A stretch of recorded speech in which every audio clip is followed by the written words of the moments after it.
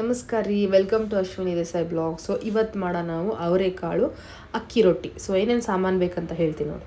So ಒಂದು ಈರುಳ್ಳಿ, ಕೊತ್ತಂಬರಿ, ಕರಿಬೇವು, ಹಸಿ ಖಾರದ ಪೇಸ್ಟ್, ಇಲ್ಲ ನೀವು ಹಸಿ ಖಾರ ಹೆಚ್ಕೊಂಡು ಹಾಕೋಬೋದು, ಅದರೊಳಗೆ ಜೀರಿಗೆನೂ ಇದೆ. ಆಮೇಲೆ ಒಂದು ಬೋಲು ಅವರೆಕಾಳು, ಆಮೇಲೆ ಅಕ್ಕಿ ಹಿಟ್ಟು 2 ಬೋಲ್.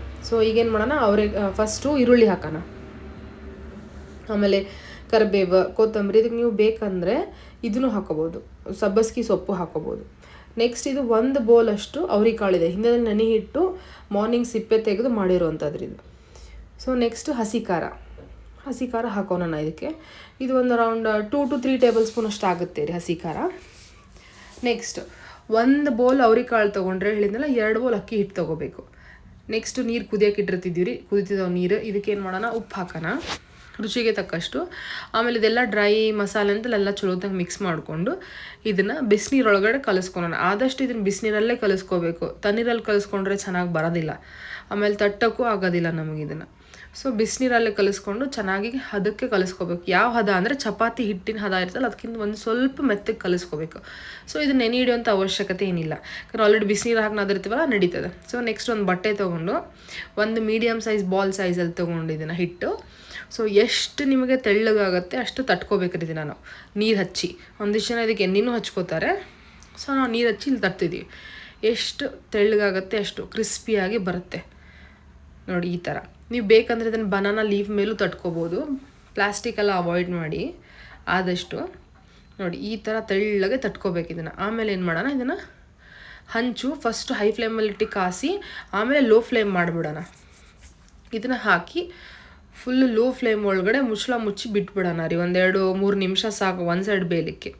ಸೊ ಒಂಚೂರು ಎಣ್ಣೆ ಹಾಕಿ ಇದನ್ನು ಮುಚ್ಚಿ ಹಾಕಿ ಬಿಟ್ಬಿಡೋಣ. ಎಷ್ಟು ಚೆನ್ನಾಗಿ ಬೇಯಬೇಕಂದ್ರೆ ಇದು ಒಂಥರ ಕಲರ್ ರೆಡ್ಡಿಶ್ ಕಲರ್ ಬರುತ್ತೆ ಅದ್ರ ಮೇಲೆ. ನಾನು ನಿಮಗೆ ತೋರಿಸ್ತೀನಿ ಇವಾಗ ನೋಡಿ. ಇವಾಗ ಹೊಳ್ಸಾಕಿದ ಮೇಲೆ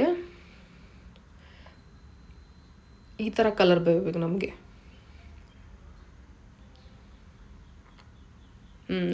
ನೋಡಿ ಈ ಥರ. ಸೊ ಇವಾಗ ನಮ್ಮದು ಕಾಳು ಅಕ್ಕಿ ರೊಟ್ಟಿ ರೆಡಿ. ಅವತ್ತೇ ಸಾಯಂಕಾಲ ಕಾರಿಗರ್ ಹೋಗಿದ್ವಿ ನಾವು. ಕಾರಿಗರು ಶೆಫ್ ಹರ್ಪಾಲ್ ಸಿಂಗ್ ಅವ್ರದ್ದು ರೆಸ್ಟೋರೆಂಟ್. ಇದು ಮಾಲ್ ಆಫ್ ಏಷ್ಯಾದಲ್ಲಿದೆ. ಸೊ ಇದು ಆ್ಯಂಬಿಯನ್ಸ್ ತುಂಬ ಚೆನ್ನಾಗಿದೆ ನೋಡಿ. ಈ ಥರ ಎಲ್ಲ ಇದೆ ಆ್ಯಂಬಿಯನ್ಸ್ ಎಲ್ಲ. ಸೊ ನಾವೇನೇನು ಆರ್ಡ್ರ್ ಮಾಡಿದ್ವಿ ಅಂತ ನಿಮಗೆ ಹೇಳ್ತೀನಿ ನೋಡಿ.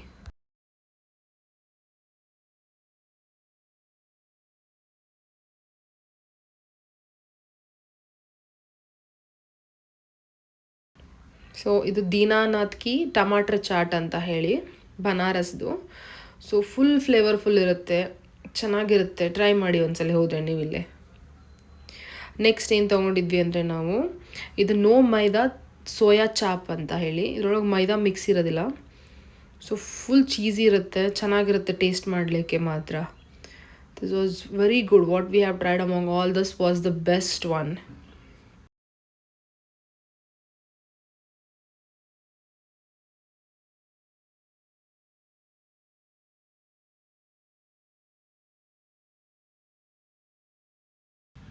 Next item was paneer margherita tikka.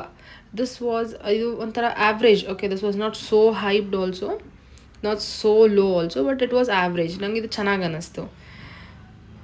ಒಂಥರ ಪಿಜ್ಜಾ ತಿನ್ನೋ ಫ್ಲೇವರ್ ಥರ ಇತ್ತಿದ್ದು ನಮಗೆ. ಸೊ ಲಾಸ್ಟಿಗೆ ಆರ್ಡರ್ ಮಾಡಿದ್ವಿ ನಾವು ಸಬ್ಜಿ ಕಿ ಬಿರಿಯಾನಿ. ಆ್ಯಂಡ್ ಇದು ನಂದು ಫೇವ್ರೆಟ್ ಬಿರಿಯಾನಿ. ಓಕೆ, ಸೊ ನಾವು ಎಲ್ಲಿ ಹೋದ್ರೂ ಇದನ್ನು ಮಿಸ್ ಮಾಡಲ್ಲ, ಎಸ್ಪೆಷಲಿ ಈ ರೆಸ್ಟೋರೆಂಟಿಗೆ ಬಂದರೆ.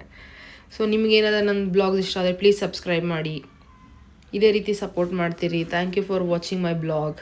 ಸೊ ನೀವು ಈ ರೆಸ್ಟೋರೆಂಟ್ ಹೋದರೆ ಈ ವಿಡಿಯೋ ನೋಡಿದ್ರೆ ನೀವು ಟ್ಯಾಗ್ ಮಾಡಿ ನನಗೆ ಕೆಳಗಡೆ ಕಮೆಂಟ್ ಮಾಡಿ. ಓಕೆನಾ? Thank you.